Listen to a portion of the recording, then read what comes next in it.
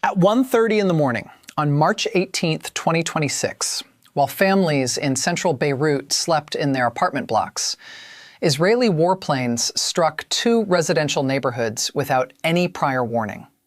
There were no evacuation alerts posted online, no automated phone calls telling residents to leave, no leaflets dropped from the sky, just the sudden, violent concussion of high-explosive munitions tearing through concrete and steel in Zuqaq al-Blat and Basta, neighborhoods that sit barely a kilometer from the Lebanese parliament building. By the time the sun rose over the Mediterranean that morning, a 10-story apartment building in a third neighborhood had been reduced to a crater of twisted rebar and powdered concrete. At least 10 people were dead, 27 more lay wounded in overwhelmed hospitals, and the unspoken rules of this conflict had been permanently rewritten. But the most significant thing about March 18th wasn't the casualty count alone. It was where those bombs fell, and what that geographic shift reveals about how far this war is willing to go. To understand how a series of airstrikes on the heart of a national capital became the catalyst for what now looks like a widening regional conflagration, you need to go back less than 3 weeks to the single event that set everything in motion. On February 28, 2026, Iranian Supreme Leader Ali Khamenei was assassinated in Tehran.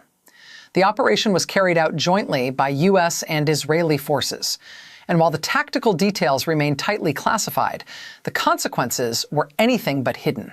They were immediate, they were seismic, and they rippled outward across the entire Middle East within hours. Iran's security establishment was thrown into crisis.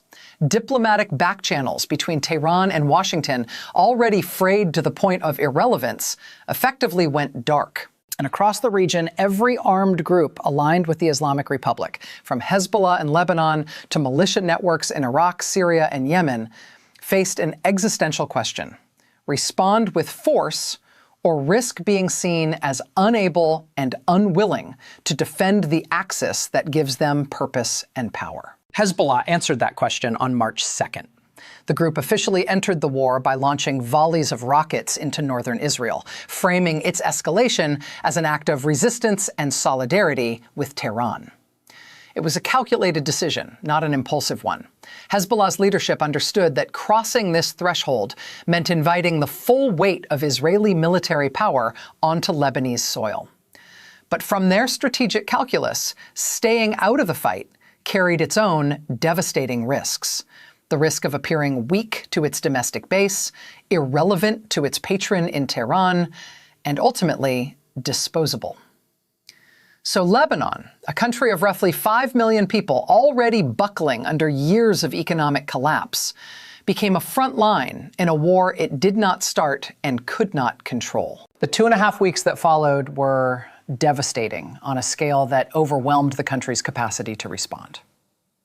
Between March 2nd and March 17, Israel launched wave after wave of airstrikes against Hezbollah-controlled areas in southern and eastern Lebanon. The Dahiyah suburb of southern Beirut, long recognized as the organizational and logistical heart of Hezbollah's military and civilian operations, was hit repeatedly and heavily.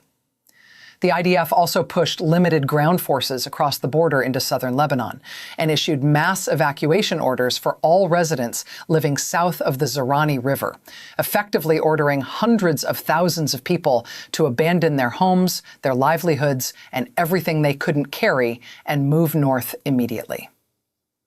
By mid-March, the numbers painted a grim portrait. Over 900 Lebanese had been killed, including 111 children. More than 2,200 had been wounded, and more than 1 million people, roughly 1 in every 5 Lebanese citizens, had been displaced, flooding into Beirut, the Bekaa Valley, and anywhere that seemed, however temporarily, beyond the reach of Israeli ordnance. Even against that staggering backdrop, the events of March 18th represented something different, a turning point. And the reason comes down to geography. Specifically, the difference between Dahiyah and central Beirut, a distinction that matters far more than most maps suggest. Dahiyeh is Hezbollah territory. That's not a characterization or an accusation. It's a widely acknowledged reality. The group's political offices, media operations, social welfare programs, and significant portions of its military infrastructure are deeply embedded in that dense suburban fabric. When Israel strikes Dahiyeh, the international response is comparatively muted because there exists a recognizable, if debatable, military logic behind targeting an area so closely identified with an armed organization. Central Beirut operates in a fundamentally different register. Zuqaq al-Blat, Basta, and Bahura are historically mixed neighborhoods. They're home to large Shiite Muslim communities, and both Hezbollah and the Amal movement maintain political influence there. But they're also dense urban districts full of apartment buildings, small commercial enterprises, schools, medical clinics, and families whose only connection to armed conflict is the misfortune of geography. Moving the air campaign from Dahiyeh into these neighborhoods didn't simply expand the physical boundaries of the war. It redefined what constituted a legitimate target zone. And that redefinition carries consequences that extend far beyond a single day of airstrikes. The operational sequence on March 18th unfolded across approximately 8 hours and 4 distinct strikes. The first 2 hit simultaneously around 1:30 in the morning local time, the darkest, quietest window of the night. One struck Zuqaq al-Blat, shearing through several floors of an apartment block. The other hit Basta, destroying at least 2 floors of a nearby building. Both came without any form of warning. Residents were asleep. In a war zone, people develop survival routines, sleeping lightly, keeping shoes by the bed, a bag packed near the door. But none of that preparation matters when there is no alert, when the first indication that your building has been targeted is the sound of the weapon arriving. 4 hours later, at 5:30 in the morning, the most devastating strike of the entire operation hit Bachura. Unlike the earlier attacks, this one was preceded by a warning, a single post on social media from the IDF stating its intent to target a Hezbollah-linked facility in the area. The designated target, according to the Israeli military, was a building housing assets of Al-Qard Al-Hassan, a financial association that has operated for decades as a quasi-banking institution within Hezbollah's broader network. The IDF claimed the site stored millions of dollars used to fund the group's operations and military activities. Whatever the accuracy of that intelligence, the physical result was unambiguous. A 10-story residential apartment building was completely flattened, not partially damaged, not structurally weakened. Flattened, a level of structural annihilation not previously seen in the capital during this conflict. The majority of the day's casualties, most of the 10 killed and 27 wounded, came from this single strike in Bachura. Then, at 8 in the morning, a 4th and final strike hit Zuqaq al-Blat again, destroying 1 floor of a second building.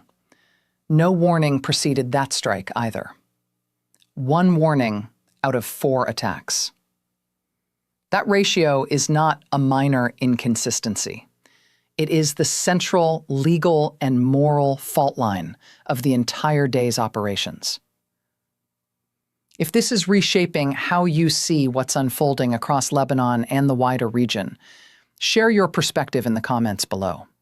The range of viewpoints showing up in this conversation is genuinely worth reading, and your take matters. Al-Qard al-Hassan occupies a complicated position in Lebanese society, and understanding that complexity is essential to evaluating what happened in Bachura. The institution has long been a target of Western sanctions and intelligence scrutiny. It operates across Lebanon, offering interest-free loans and basic financial services primarily to Shiite communities. Services that, in a country where the formal banking system effectively collapsed in 2019 and ordinary citizens lost access to their own savings, millions of people depend on, regardless of their political sympathies. Israel and several Western governments classify al-Qard al-Hassan as a Hezbollah financial front, arguing that it launders money and channels resources toward the group's military capabilities. Hezbollah and its supporters characterize it as a legitimate charitable institution, filling the enormous void left by a failed state. The reality, as with most things in Lebanon, is probably layered and resistant to clean categorization. But what remains undeniable is that when the IDF chose to destroy an entire 10-story residential building to eliminate an alleged financial asset inside it, the proportionality question became unavoidable. International humanitarian law doesn't categorically prohibit strikes on dual-use facilities, but it demands that the anticipated military advantage be carefully weighed against the expected harm to civilians. A flattened apartment block in a residential neighborhood struck in the pre-dawn hours makes that legal calculus extraordinarily difficult to justify. The international response reflected that difficulty with unusual directness. A spokesperson for the UN Human Rights Office issued a statement that was precise in its legal language and unmistakable in its implications. Deliberately targeting civilians or civilian objects amounts to a war crime. The statement went further, noting that sweeping displacement orders, combined with airstrikes on residential buildings, raise serious questions about compliance with international humanitarian law, the legal framework that requires all parties to armed conflict to distinguish between military targets and civilian infrastructure, and to ensure that every attack meets the standard of proportionality. The UN stopped short of a formal accusation, but the explicit invocation of war crimes terminology applied to identifiable events on a specific date is the kind of language that builds evidentiary foundations for future legal proceedings. It's the kind of statement that forces allied governments to recalculate their public positions and makes sustained diplomatic support considerably harder. But the legal and humanitarian dimensions of March 18, as grave as they are, were almost overshadowed by the sheer scope of what else happened during the same 24-hour window. The Beirut strikes did not occur in isolation.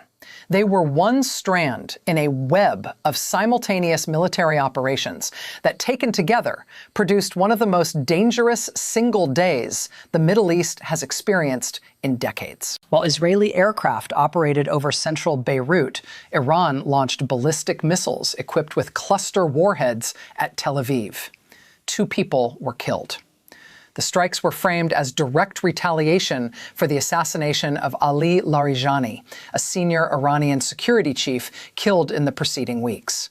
But Tehran's response extended far beyond Israel's borders. In a dramatic and deliberately provocative escalation, Iran also fired missiles at multiple Gulf states, Saudi Arabia, the United Arab Emirates, and Kuwait. The strategic logic was blunt and designed to be understood globally. If Washington and its allies insist on pursuing a military campaign against Iran and its regional network, then the energy infrastructure that underpins the world economy, much of which is concentrated along the Persian Gulf, becomes a permissible target. The message was aimed squarely at the United States, but its shockwaves reached every oil-dependent economy on the planet. Washington's response was swift and kinetic. American military forces struck Iranian missile sites positioned near the Strait of Hormuz, the narrow waterway through which approximately 20% of the world's daily oil supply transits. The operation was framed as defensive, neutralizing launch infrastructure that posed an active threat to Gulf allies and global energy security. But regardless of the framing, the material reality is that American weapons struck Iranian military assets on the same day that Iranian missiles struck Israeli and Gulf Arab soil. The compression of all these events into a single calendar day, Beirut airstrikes, Iranian ballistic missile salvos, attacks on Gulf states, American strikes near Hormuz, collapsed what had been an escalating sequence of distinct confrontations into something that resembled the opening act of a full-scale regional war. Hezbollah, meanwhile, was anything but passive under the intensified pressure. In direct response to the expanded air campaign against Beirut, the group launched what were described as some of its heaviest barrages since entering the conflict. Large salvos of rockets, drones, and artillery fire directed at targets inside Israeli territory. Hezbollah's leadership publicly articulated its conditions for ending hostilities: a complete cessation of all Israeli attacks, the safe return of displaced persons to their homes, and the full withdrawal of Israeli ground forces from Lebanese territory. Given the war's current trajectory, none of those demands appeared even remotely within reach. If you haven't subscribed to this channel yet, consider doing it now. The situation across the Middle East is evolving faster than any single headline can capture, and the context behind each development matters more than the surface-level reporting most outlets provide. The humanitarian crisis unfolding inside Lebanon deserves sustained attention because its scale is approaching a threshold that aid organizations describe as systemic collapse. This is a country that was already in freefall before the first rocket was launched on March 2nd. Since 2019, Lebanon has weathered one of the most severe economic implosions in modern history. A cascading disaster that destroyed the banking sector, wiped out lifetimes of savings, devalued the currency by more than 90%, and drove over half the population below the poverty line. The Beirut port explosion of August 2020 compounded the devastation. Years of political paralysis blocked every attempt at structural reform. And now, layered on top of all that accumulated damage, a full-scale military conflict has displaced a fifth of the country's population and is methodically destroying infrastructure in the national capital. More than 1 million displaced people are scattered across Lebanon, crowding into schools, mosques, community centers, and the homes of relatives in areas that are themselves barely functioning. The healthcare system, which had already hemorrhaged thousands of trained medical professionals to emigration during the economic crisis, is overwhelmed. Hospitals in Beirut are operating beyond capacity. Medications and surgical supplies are running dangerously low. Field hospitals established by international organizations are struggling to keep pace with the stream of casualties. And the safe passage corridors that humanitarian agencies have been urgently requesting, protected routes allowing civilians to evacuate active conflict zones, have not been implemented in any meaningful form. Every additional day without those corridors widens the gap between what is needed and what is available, and pushes the country closer to a point from which recovery becomes not just difficult, but generationally transformative. The physical destruction of residential and commercial buildings in downtown Beirut adds a punishing economic dimension to a crisis that will persist long after the last missile is fired. Small businesses that somehow survive the economic collapse are now rubble.